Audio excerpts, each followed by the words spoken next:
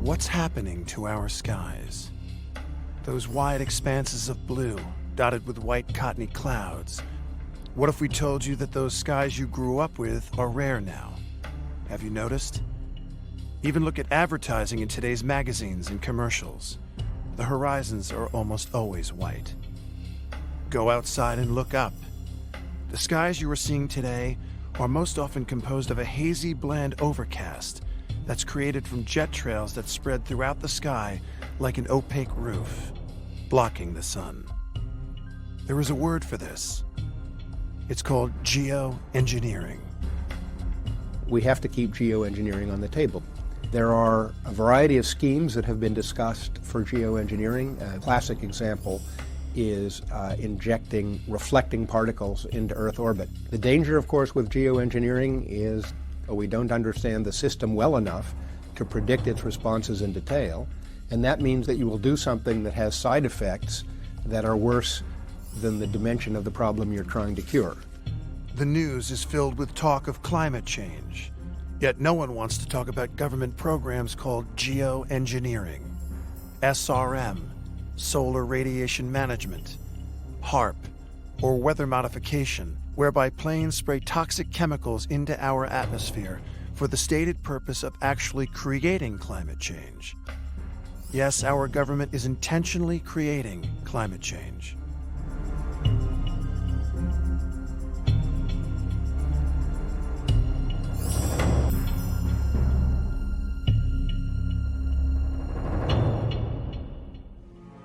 Aerosol geoengineering looks like it is so cheap that the cost is basically not going to be an issue. That means that implementation decisions will be risk-to-risk decisions.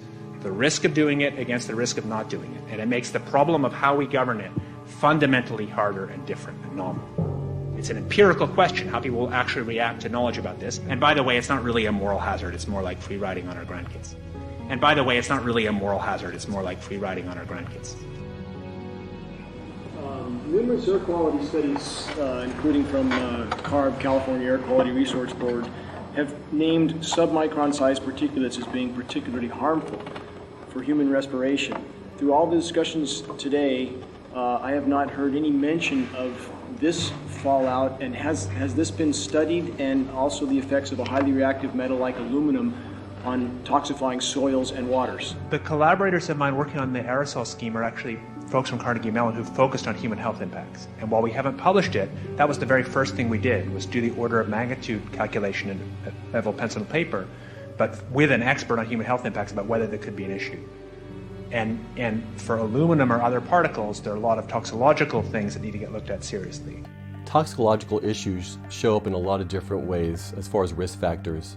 For example, if you want to stay away from food that is pesticide residue on it, you have a choice with regard to the type of food you can eat. However, with regard to the aerosol schemes and the geoengineering that's going in the sky, we have no choice. We all breathe. We breathe every day. We take 16 breaths a minute. And as a result, what's being sprayed, we are inhaling, it's going through our bloodstream, and it's embedding itself in tissues. These type of particles can cause things like Alzheimer's, autism, and cancer. I researched the subject of geoengineering, which seemed to describe exactly what I was seeing in the skies above, which was solar obscuration. That's the primary goal of SAG, stratospheric aerosol geoengineering, and SRM, solar radiation management. The primary goal of these patents, like stratospheric Wells box seating for reduction of global warming, is a primary patent, and the stated goal is to block the sun. So seeing the first ingredient in that patent is aluminum, I began to do rain tests. The first test was 7 parts per billion, which according to a hydrogeologist was already quite high, given my location, a filtered forested location. It's not near any sort of industry, urban setting, anything. Subsequent tests over the next 5 years escalated as much as 3,450 parts per billion of aluminum in a single rain test. The ingredients of the patents held by government contractors are composed of solutions made of toxic metals, such as aluminum, barium, strontium, and manganese. High-altitude airplanes inject these solutions into the atmosphere, a process called aerosol spraying. This clandestine activity could be killing us and our planet. You can identify this easily. Just go outside and look up. You will see the trails that these jets spray often span from horizon to horizon. They sometimes appear in an unusual grid pattern or large X. Then if you really pay attention and watch them over a period of a few hours, you will see them spread out across the sky, turning a beautiful blue sky into a milky, hazy white. Look at this picture of Central Park. Does this look normal to you? I mean, the coloring, the weird purples and greens and blues that are in these stripes. I remember this day, December 6th. I was walking towards the Empire State Building and I saw a plane cutting directly across the building. And I called Steve and I said, Steve, we got to take some pictures today, man. So we went out and we got these photographs, unsuspecting people just going about their daily lives. In the meantime, look up. What do you see? Does that look normal to you? I'm a director of photography by trade. That's what I do. I take pictures. I've been doing this for 20 years plus, and I can tell you what I'm seeing in the skies is different now than it's ever been. The stated goal of geoengineering is to block the sun, and as a result of getting insufficient light, we are not able to synthesize as much vitamin D as we need. Vitamin D has been shown to prevent things like prostate cancer, breast cancer, and colon cancer. To compensate for the lack of sun, it's definitely possible to supplement your diet with vitamin D. However, the nanoparticles that we're breathing in as a result of the aerosol schemes can potentially cause lung cancer, which, according to the World Health Organization, is the #1 cause of cancer death worldwide. In my first story for Environment News Service in January 1999, I said that these mysterious contrails were sickening Americans. The illness patterns coincided precisely with so-called heavy spray days, particularly on weekends. People would see this gritting, unusual activity, aerial activity in the sky. They would start to cough. They would get asthma attacks, severe enough to send them to emergency rooms. Heating the ionosphere, injecting sulfur into the stratosphere, blocking the sun, stopping rainfall, dumping iron oxide into the ocean, bending the jet stream. While these ideas sound insane, they are very real.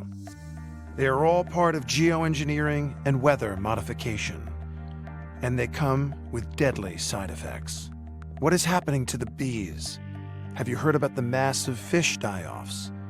What about all the reports of birds dropping dead from the skies? Google these topics and you will see the peril that our ecosystem is in, and the urgent need to take action right now. Right now, we see 1 in 2 people getting cancer in their lifetime. Already 1 in 8 women get breast cancer. I see those things continuing to rise unless we do something about it. In September of this year, Russia urged the UN to include geoengineering in the climate science report. The UK writes about this topic almost every day in The Guardian, and there are over 100 bills before the Senate today about climate science and weather modification. You no longer live in a world of blue skies and natural weather. The air you breathe, the sun you see, and the rain that falls is now being controlled and manipulated by geoengineering. In October 2013, Monsanto bought Climate Corp for $1 billion. The world's largest corporation known for genetically altering the food we eat is now also in the business of weather and climate science. This is terrifying. Unexplainable weather phenomena, bizarre snowstorms, Hurricane Sandy. It is not unexplainable.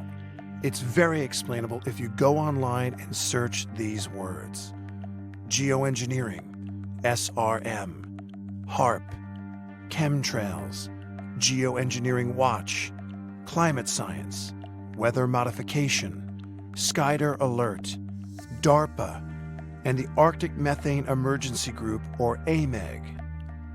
You will be amazed at what you find.